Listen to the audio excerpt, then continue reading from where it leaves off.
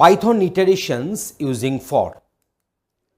So the for loop syntax in Python, the for loop in Python is used to iterate over a sequence. A sequence may be a list, maybe a tuple, maybe a string, or any other iterable objects. So iterating over a sequence is also known as a traversal. That means for each and every looping, it will pick up one element from the iterator and that element can be processed. So here is the respective syntax for for.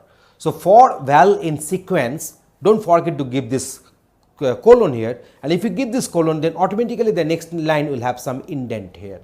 So body of for. You can have the multiple statements you can write, but with the same indentation in that case. So here is a flowchart. So for each item in sequence, last item reached, if it is no, then body of for will get executed on that item which has been picked up.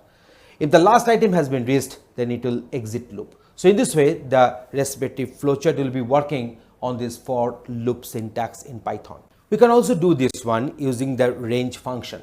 So we can generate a sequence of numbers using range function. So for loop can be operating on a certain say sequence, there is the iterable objects, and also using this range function. So range 10 will generate numbers from 0 to 9. So that is the 10 numbers we are having here. So always remember here this 10 will not be inclusive. So 0 to 9, that is the 10 numbers we are having. So we can also define the start, stop and step size as range. There is a start comma, stop comma, step size. So step size defaults is 1 if it is not provided. Let us suppose if we write this one as range 1 comma 10 comma 1, that means it will have the values ranging from 1 to 9 and with the increment of 1 in that case. For loop with the else section. So for loop can also have an optional else block. The else part is executed when the items in the sequence used in for loop exhausts. So when the sequence will get exhausted, then the else part will get over the control. So break statement can be used to stop a for loop. In such case, the else part will be ignored on the other hand. So hence a for loop's else part runs if no break occurs. So if there is a break, then the else part will not be executed. Otherwise, the else part will be executed. When the else part will be executed? When the sequence will get exhausted. So let us go for some practical demonstration to show you that how this for can be used in our Python code. Let us find that how for loop can work in Python. So here we have defined one list. We know that list elements are to be separated by commas and they are to be enclosed within these third brackets. So this is a list here. So printing all elements present in a set, and here this particular set is nothing but a list. So for I in A, print I. That means in each and every iteration, in each and every loop, in this particular for, using this for, we are picking up one element from the list at a time and the respective element is going to get printed. So here is the outcome for this code. So in the first iteration it is picking up 1, then 2, then 3, and then at last it is picking up 5. So that means all these list members are to be picked up, are to be read from the list in the order in which they are appearing in the list. So that is our for loop. So for I in, so there is a syntax. Syntax means the grammar to write this for. So for I in A, then colon. So colon will indicate that next statements will be under this body. So you can find that if I write here print, say hello, then that is also coming within this for. So we can find that it is printing like this.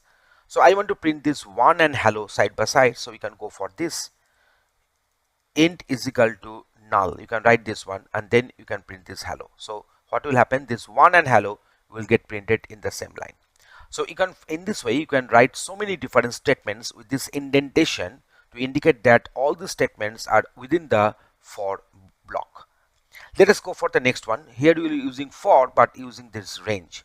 We know that here you are given the range, that is 6 comma 11. That means the value of I will be ranging from 6 to 10. So let me go for the execution. You see the I is being initialized with 6 to 10 for each and every time iteration.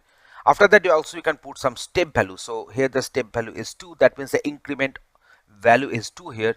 So now it will go on picking up 6, 8 and 10 because 11 is not inclusive. and that's why it will print the values from 6 to 10 and with this increment factor of 2. In this way you can write this for and using this range function in our for loop. So let us go for another way. So how to write this one? You can find that using for loop for printing the values present in the tuple and using the else command in the for loop. So how to do that one? You can print, say. So this is the outcome we are having. So b is equal to 11, 12, 13, 14 and 15. So they are coming here and this is nothing but a tuple. For I in b, so it will be picking up the values from this tuple, one value at a time in each and every iteration.